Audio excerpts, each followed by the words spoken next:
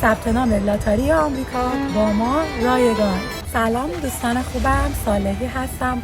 اومدم درباره لاتاری آمریکا که کمتر از 1 ماه دیگه ثبت نامشه براتون یه سری توضیح بدم. اگر هنوز پاسپورتتون رو نگرفتید تو این زمانی که مونده حتما برای پاسپورتتون اقدام کنید. از پارسال دیگه احتیاج به پاسپورت نیست، ولی خیلی خوبه که اطلاعاتی که موقع ثبت نام شما ثبت میکنید با پاسپورتتون یکی باشه. ولی بدون پاسپورت هم امکان پذیره. یه عکس خیلی خوب داشته باشید برای ثبت نامش و هیچ مورد دیگه احتیاج نیست، فقط کافیه دیپلم هم داشته باشید. اگر سوالی داشتید میتونید حتما از ما بپرسید.